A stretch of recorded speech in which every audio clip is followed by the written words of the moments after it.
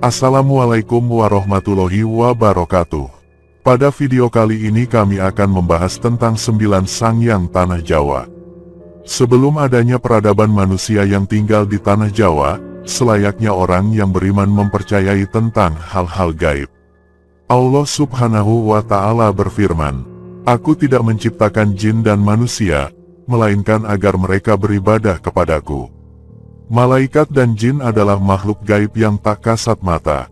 Sang Hyang adalah istilah kepercayaan dalam Kapitayan, salah satu agama kuno di tanah Jawa. Kejawen wiwitan. Secara sejarah etimologi bahasa kuno Jawa Sunda adalah memiliki arti sosok yang disembah. Karena memiliki kedudukan sebagai penguasa yang tak kasat mata, serta menguasai suatu tempat yang dipercaya oleh beberapa masyarakat atau kepercayaan oleh sosok 9 Sang Hyang. Sosok penguasa ini bisa didapat karena keturunan maupun keilmuannya yang tinggi. Inilah nama-nama 9 Sang Hyang yang ada di tanah Jawa.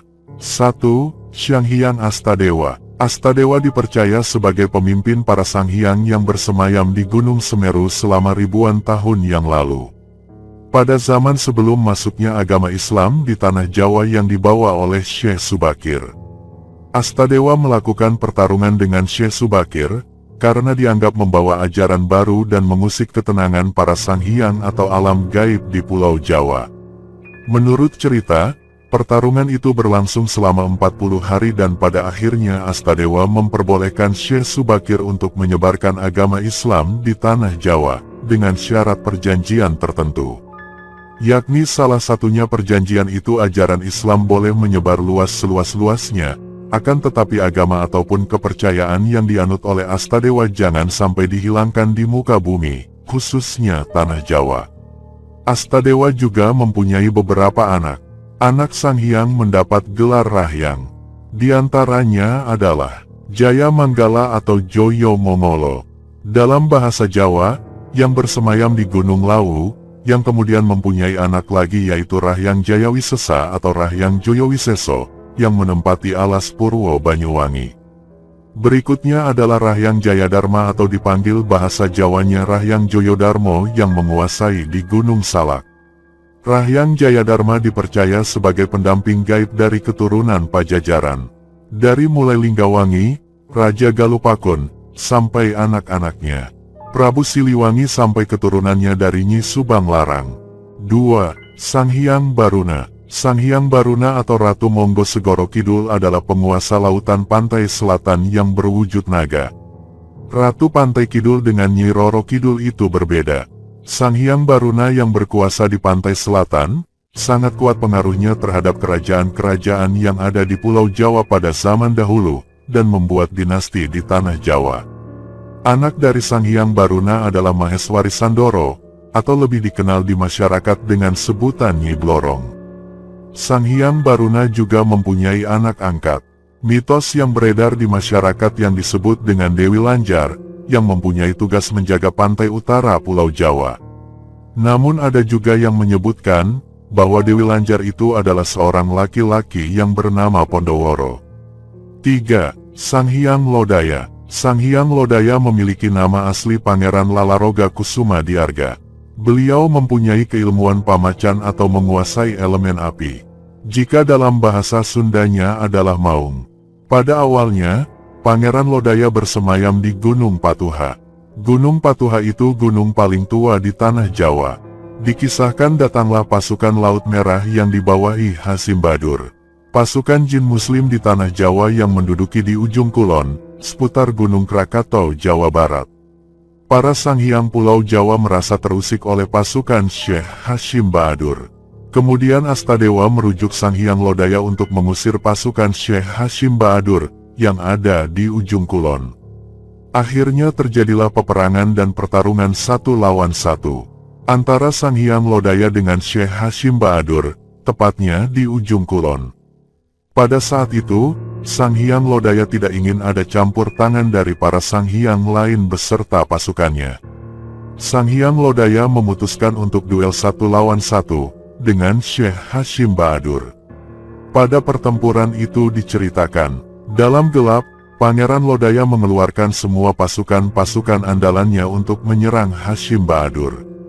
Akan tetapi, tidak ada satupun yang tembus kepada jin muslim, yaitu Syekh Hashim Baadur, sebagai Panglima Laut Merah. Dan seketika itu Syekh Hashim Baadur mengambil sebuah kayu. Tidak banyak, yang kayu tersebut dinamakan kayu setigi. Yang dulu kayu setigi itu dipakai oleh wali untuk membuat tasbih. Kayu tersebut dipukulkan kepada Pangeran Lodaya, dan pukulan tersebut mengenai badannya sebanyak 7 kali. Dan pada saat itu Pangeran Lodaya pun ambruk, dan langsung ditarik oleh Jayawisesa atau anaknya Astadewa. Kemudian dibawa ke Gunung Patuha untuk disembuhkan dan dirawat di sana. Dari kejadian itu, Sang Hyang Lodaya diam-diam ke ujung kulon, dan memeluk agama Islam, mengetahui setelah muslimnya Pangeran Lodaya, membuat para Sang Hyang murka dan marah. Akhirnya Sang Hyang Astadewa mengutus Sang Hyang Brajadharma untuk mengusir Sang Hyang Lodaya di Gunung Patuha. Karena dianggap sudah berbeda ajaran, maka terjadilah pertarungan antara Sang Hyang Lodaya dengan Sang Hyang Brajadharma, penguasa petir di Gunung Galunggung. Pertarungan antara mereka sangat dahsyat, sehingga memporak-porandakan sekitar, sehingga membuat Gunung Patuha meletus pada abad ke-9. Untuk menghindari perselisihan yang berlarut-larut, akhirnya Sang Hyang Lodaya pergi meninggalkan Gunung Patuha. Dalam perpindahannya, Sang Hyang Lodaya sempat tinggal di Gunung Sancang.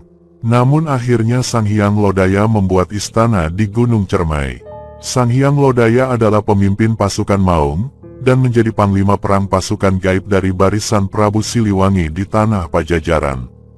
4. Sang Hyang Brajadharma. Sang Hyang Brajadharma adalah salah satu Sang Hyang yang mempunyai keilmuan yang dapat mengendalikan petir, yang bersemayam di Gunung Galunggung Tasikmalaya, dan mengayomi kepatraan atau kerajaan di Gunung Galunggung, yang akhirnya berubah menjadi kerajaan di Tatar Pasundan. Sang Hyang Brajadharma juga yang mengasuh dan mendidik Rahyang Jayadharma, anaknya Astadewa yang dititipkan dari sejak lahir oleh Sang Hyang Astadewa. 5. Sang Hyang Agni Bagaswara. Sang Hyang Agni Bagaswara yang memiliki keilmuan unsur api. Sang Hyang Agni Bagaswara juga membuat senjata atau pusaka gaib. Sang Hyang Agni lebih banyak bersemayam di gunung. 6. Sang Hyang Antigosoma. Sang Hyang Antigosoma berada di Gunung Bromo. Sang Hyang Antigosoma mempunyai anak yakni Panca, atau masyarakat lebih mengenal dengan nama Eyang Sapu Angin yang menjaga Gunung Merapi. 7. Sang Hyang Ananjaya. Sang Hyang Ananjaya dahulunya lebih sering berada di Gunung Rawo. Sang Hyang Ananjaya mempunyai keilmuan Wanarayuda. Untuk meningkatkan tingkat keilmuannya, Sang Hyang Ananjaya melakukan tapabrata di Gunung Semeru. 8. Sang Hyang Anantasena. Diceritakan, dalam gelap tidak ingin menemui manusia. Hanya anaknya yang selalu berinteraksi dengan manusia, yaitu Eyang Sapu Angin. 9. Sang Hyang Surya Divaseka. Sang Hyang Surya Divaseka, sesuai namanya mempunyai keilmuan unsur matahari. Tinggal dan berkuasa di Gunung Agung Bali. Itulah 9 Sang Hyang Tanah Jawa. Semoga video kali ini bermanfaat dan berguna untuk kita semua. Akhirul kalam. Wassalamualaikum warahmatullahi wabarakatuh.